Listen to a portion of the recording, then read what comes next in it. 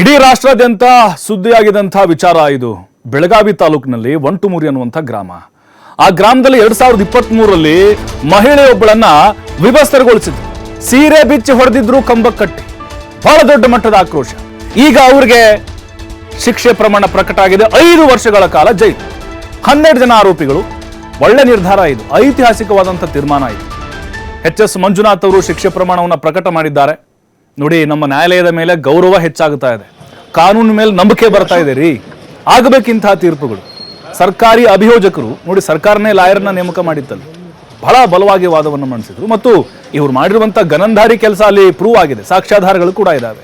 ಆ ವಿಡಿಯೋ ಸಿಕ್ಕಾಪಟ್ಟೆ ಸಂಚಲನಕ್ಕೆ ಕಾರಣ ಆಯಿತು. 2 ವರ್ಷ ಆಯ್ತು ಈಗ ಅವರು ಜೈಲಲ್ಲಿದ್ದಾರೆ. ಮತ್ತೆ 5 ವರ್ಷಗಳ ಕಾಲ ಕಠಿಣ ಕಾರಾಗೃಹ ಶಿಕ್ಷೆಯನ್ನ ವಿಧಿಸಲಾಗಿದೆ. ಬಸಪ್ಪ ನಾಯಕು, ರಾಜು ನಾಯಕು, ಕೆಂಪಣ್ಣ, ಪಾರ್ವತಿ, ಯಲ್ಲವ್ವ, ಲಕ್ಕಪ್ಪ, ಗಂಗವ್ವ, ಸಂಗೀತ, ಸಂತೋಷ್ ಹಾಗೆ ಶೋಭಾ ಹೊನ್ನೂರ್ಗೆ 5 ವರ್ಷ ಕಠಿಣ ಶಿಕ್ಷೆ. ಇನ್ನು ಶಿಕ್ಷೆ ಪ್ರಕಟ ಆಗ್ತಾ ಇದ್ದಂತೆ ದೋಷಿಗಳು ಕುಟುಂಬಸ್ಥರು ಕಣ್ಣೀರು ಹಾಕ್ಬಿಟ್ರಂತೆ. ಕಣ್ಣೀರು ಹಾಕಲೇಬೇಕು. ಮತ್ತಲ್ಲಿ ನೀವು ಅವತ್ತು ಕಣ್ಣೀರು ಹಾಕ್ಸಿದ್ರಲ್ಲ, ಆ ಹೆಣ್ಣು ಮಗಳನ್ನ ಸೀರೆ ಉಚ್ಚಿದ್ರಲ್ಲ, ಯಾರು ಬರಲಿಲ್ಲ ಕಾಪಾಡ್ಲಿಕ್ಕೆ.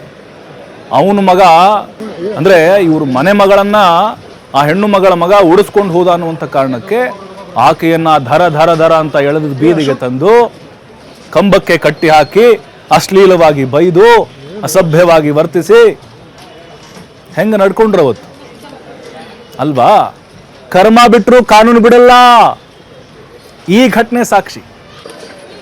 ನೋಡಿ, ಹಳ್ಳಿಲಿ ಆರಾಮಾಗಿ ಜೀವನ ಮಾಡ್ಕೊಂಡಿದ್ದಂಥವ್ರು ಕೃಷಿ ಕೆಲಸ ಮಾಡಿಕೊಂಡು ಈಗ ನೋಡಿದ್ರೆ ಮುದ್ದೆ ಮುರಿಬೇಕಾದಂಥ ಒಂದು ಪರಿಸ್ಥಿತಿ.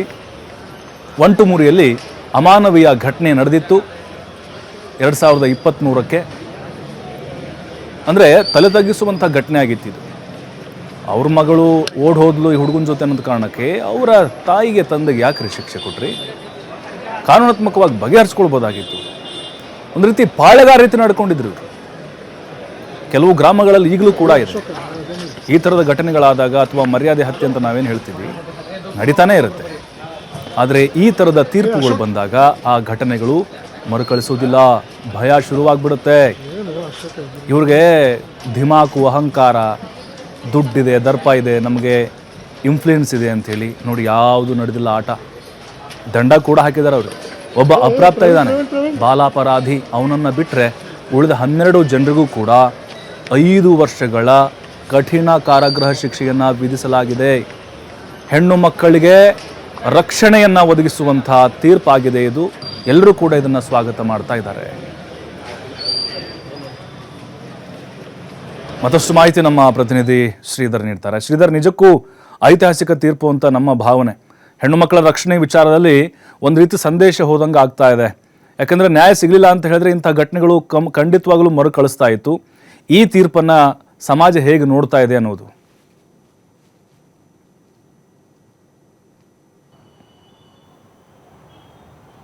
ಪ್ರಭು, ಖಂಡಿತವಾಗಿಯೂ ಬೆಳಗಾವಿಯ ಒಂಟುಮುರಿಯಲ್ಲಿ ನಡೆದಂಥ ಮಹಿಳೆಯನ್ನು ವಿವಸ್ತ್ರಗೊಳಿಸಿ ಹಲ್ಲೆ ಮಾಡಿದ ಪ್ರಕರಣ ಇದೆ. ಪ್ರಕರಣ ಸಂಬಂಧಪಟ್ಟಂತೆ ಇವತ್ತು ಬೆಳಗಾವಿ ನ್ಯಾಯಾಲಯದಿಂದ ಮಹತ್ವದ ಒಂದು ತೀರ್ಪು ಹೊರಬಂದಿದೆ. ಏನು 13 ಜನ ಆರೋಪಿಗಳ ಅರೆಸ್ಟ್ ಮಾಡಿದ್ರು, ಅದರಲ್ಲಿ ಓರ್ವ ಬಾಲಾಪರಾಧಿ ಇದ್ದಾನೆ. ಆ ಪ್ರಕರಣ ಇನ್ನೂ ಕೂಡ ನ್ಯಾಯಾಲಯದಲ್ಲಿ ನಡೀತಾ ಇದೆ. ಉಳಿದಂಥ 12 ಆರೋಪಿಗಳೇನಿದ್ದಾರೆ, 12 ಆರೋಪಿಗಳಿಗೆ ಈಗ ಏನು ನ್ಯಾಯಾಲಯ ಒಂದು ಶಿಕ್ಷೆ ವಿಧಿಸಿರ್ತಕ್ಕಂಥದ್ದು 5 ವರ್ಷದ ಕಾಲ ಒಂದು ಶಿಕ್ಷೆನ ಈಗ ಪ್ರಭು. ಪ್ರಮುಖವಾಗಿ ಏನು 2023 ಡಿಸೆಂಬರ್ 11ರಂದು ಒಂದು ಘಟನೆ ನಡೆದಿತ್ತು.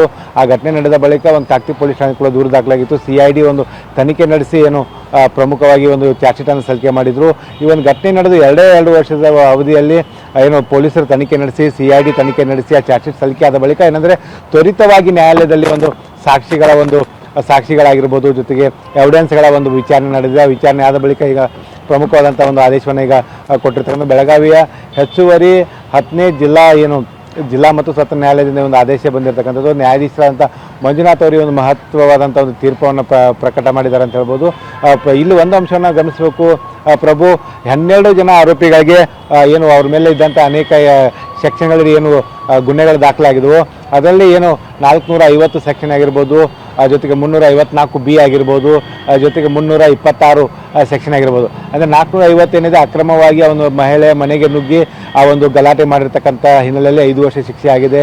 ಜೊತೆಗೆ 354B ಏನಿದೆ ಆ ಮಹಿಳೆಯ ಏನು ಬಟ್ಟೆಯನ್ನು ಬಿಚ್ಚಿ ಅವರೊಂದಿಗೆ ವರ್ತಿಸಿದಂಥ ವರ್ತನೆ ಏನಿದೆ ಅದಕ್ಕೆ ಒಂದು ಶಿಕ್ಷೆ ಆಗಿರ್ತಕ್ಕಂಥದ್ದು 5 ವರ್ಷ ಶಿಕ್ಷೆ ಆಗಿದೆ. ಜೊತೆಗೆ 326 ಏನು ಸೆಕ್ಷನ್ ಇದೆ, ಈ ಸೆಕ್ಷನ್ ಅಡಿ ಏನಿದ್ರೆ ಏನು ಮಾರಣಾಂತಿಕ ಹಲ್ಲೆ ಮಾಡಿರ್ತಕ್ಕಂಥ ಹಿನ್ನೆಲೆಯಲ್ಲಿ ಆ ಒಂದು ಕಾಯ್ದೆ ಅಡಿ ಅವರಿಗೆ ಈ ಶಿಕ್ಷೆ ಆಗಿರ್ತಕ್ಕಂಥದ್ದು. ಪ್ರಮುಖವಾಗಿ ಈ ಒಂದು 12 ಜನ ಆರೋಪಿಗಳು ಈ ಒಂದು ಶಿಕ್ಷೆ ಅವ್ರ ಕುಟುಂಬಸ್ಥರಲ್ಲೇ ಕೋರ್ಟ್ ಆವರಣದಲ್ಲಿ ಕಣ್ಣೀರಿಡುವಂಥ ಕೆಲಸವನ್ನು ಮಾಡಿದರು. ಜೊತೆಗೆ ಏನು ನೊಂದ ಸಂತ್ರಸ್ತ ಮಹಿಳೆಗೇನಿದೆ ಆ ಮಹಿಳೆಗೆ ಒಂದು ಎಲ್ಲೇ ಒಂದು ಕಡೆ ನ್ಯಾಯ ಸಿಗುವಂಥ ಕೆಲಸ ಈಗ ಆಗಿದೆ ಅಂತ ಹೇಳ್ಬೋದು. ಯಾಕಂದರೆ ಈ ಒಂದು ಬೆಳಗಾವಿ ನ್ಯಾಯಾಲಯ ಕೊಟ್ಟಂಥ ಐತಿಹಾಸಿಕ ತೀರ್ಪಿನಿಂದ ಈಗ ಆರೋಪಿಗಳು ಮತ್ತೆ ಈಗ ಬೆಳಗಾವಿ ಹಿಂಡಲ್ಗ ಜೈಲ್ ಪಾಲಾಗಲಿದ್ದಾರೆ.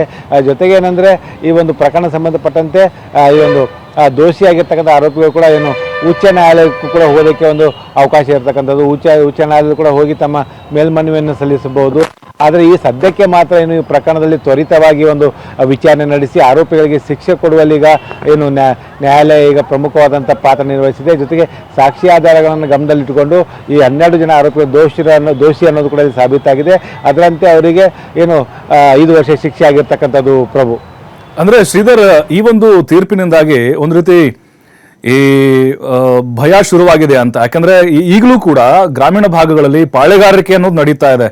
ಮೇಲ್ವರ್ಗದವರು, ಕೆಳವರ್ಗದವರು ಅಥವಾ ದುಡ್ಡಿದ್ದವರು, ದುಡ್ಡು ಇಲ್ಲದೆ ಇರೋರು, ಈ ತರ ನಡೀತಾ ಇದೆ. ಮನೆಗೆ ನುಗ್ಗು ಹೊಡೆಯೋದು ಅಥವಾ ಅವ್ರನ್ನ ಬೀದಿಗೆ ತಂದು ಹೊಡೆಯೋದು, ಈ ರೀತಿ ದಬ್ಬಾಳಿಕೆಗಳು ನಡೀತಾ ಇದಾವೆ. ಹಾಗಾಗಿ ಒಂದ್ ರೀತಿ ಭಯ ಹುಡ್ದಂಗಾಯ್ತು ಅಂತ ಈ ತೀರ್ಪಿನಿಂದ ಅಂತಹ ಕೆಲಸ ಮಾಡುವಂಥವ್ರಿಗೆ.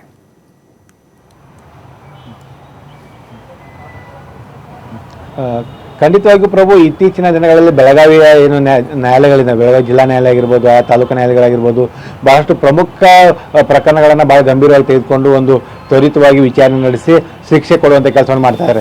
ಯಾಕೆ ಇತ್ತೀಚೆಗೆ ಅಷ್ಟೇ ಏನು ಬೆಳಗಾವಿಯ ಒಂದು ಹೊರವಲಯದಲ್ಲಿ ಒಂದು ಫಾರ್ಮ್ ಹೌಸ್ನಲ್ಲಿ ಒಂದು ಗ್ಯಾಂಗ್ ರೇಪ್ ಪ್ರಕರಣ ಆಗಿತ್ತು ಪ್ರಭು.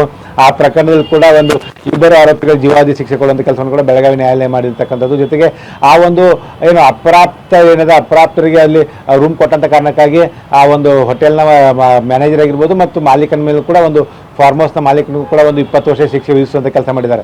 ಅಂದರೆ ಒಂದು ಯಾವುದೇ ಒಂದು ಕೃತ್ಯಕ್ಕೆ ಆ ಕೃತ್ಯ ಮಾಡಿದಂಥ ಅಷ್ಟೆಲ್ಲ ಕೃತ್ಯಕ್ಕೆ ಸಹಕಾರ ಕೊಟ್ಟವ್ರು ಯಾರಿದ್ರು ಕೂಡ ಅವ್ರಿಗೂ ಕೂಡ ಶಿಕ್ಷೆ ಆಗುತ್ತೆ ಅನ್ನೋದು ಕೂಡ ಈಗ ಸಾಬೀತಾಗಿರ್ತಕ್ಕಂಥದ್ದು. ಅದು ಇತ್ತೀಚಿನ ದಿನಗಳಲ್ಲಿ ಹೆಣ್ಣು ಮಕ್ಕಳಾಗಿರ್ಬೋದು, ಈ ರೀತಿಯ ದೌರ್ಜನ್ಯ ಪ್ರಕರಣಗಳಾಗಿರ್ಬೋದು, ಈ ರೀತಿ ಹಲ್ಲೆ ಪ್ರಕರಣಗಳಾಗಿರ್ಬೋದು, ಆ ವಿಚಾರಗಳಲ್ಲಿ ನ್ಯಾಯಾಲಯ ಬಹಳ ಸೂಕ್ಷ್ಮವಾಗಿ ಅದನ್ನು ನೋಡ್ತಾ ಇದೆ. ಅಂಥ ಪ್ರಕರಣಗಳನ್ನು ತಕ್ಷಣ ವಿಚಾರಣೆ ನಡೆಸಿ ಅಂಥ ಸಮಾಜದಲ್ಲಿರ್ತಕ್ಕಂಥ ಆರೋಪಿಗಳಿಗೆ ದಂಡಿಸುವಂಥ ಕೆಲಸವನ್ನು ಈಗ ನ್ಯಾಯಾಲಯ ಮಾಡ್ತಾ ಇದೆ. ಅದರ ಭಾಗವಾಗಿ ಈಗ ಈ ಆರೋಪಿಗಳು ಕೂಡ ಇಂಥ ಒಂದು ಶಿಕ್ಷೆ ಆಗಿರ್ತಕ್ಕಂಥದ್ದು. ಇಂಥ ಶಿಕ್ಷೆಗಳು ಒಂದು ಸಮಾಜದಲ್ಲಿ ಭಯ ಹುಟ್ಟಿಸುತ್ತೆ, ಜನರಲ್ಲಿ ಒಂದು ತಿಳುವಳಿಕೆ ಬರುತ್ತೆ. ನಾವೇನಾದರೂ ಈ ರೀತಿಯ ಕೃತ್ಯಗಳನ್ನು ಮಾಡಿದ್ರೆ ಖಂಡಿತವಾಗಿಯೂ ನಮಗೆ ಶಿಕ್ಷೆ ಆಗುತ್ತೆ. ಅದರಲ್ಲೂ ಕೂಡ BNS ಕಾಯ್ದೆ ಬಂದ ಬಳಿಕ ಪ್ರಭು ಈಗ ಏನಂದ್ರೆ ಎಲ್ಲವೂ ಕೂಡ ಡಿಜಿಟಲ್ ಎವಿಡೆನ್ಸ್ಗಳನ್ನು ಈಗ ಏನು ನ್ಯಾಯಾಲಯದ ಮುಂದೆ ಹಾಜರುಪಡಿಸಬೇಕಾಗುತ್ತೆ. ಹಾಗಾಗಿ ಇಲ್ಲಿ ಸಾಕ್ಷಿಗಳು ಏನು ಹೋಸ್ಟೆಲ್ ಆಗುವಂಥ ಸಾಧ್ಯತೆಗಳು ಕೂಡ ತೀರಾ ವಿರಳವಾಗುವಂಥದ್ದು. ಪ್ರಭು, ಥ್ಯಾಂಕ್ ಯು ಶ್ರೀಧರ್ ಮಾಹಿತಿಗಾಗಿ.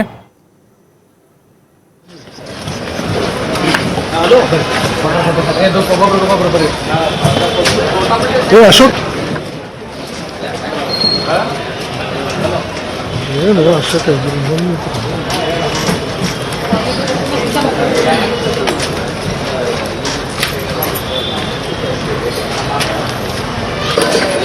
ಪ್ರವೀಣ್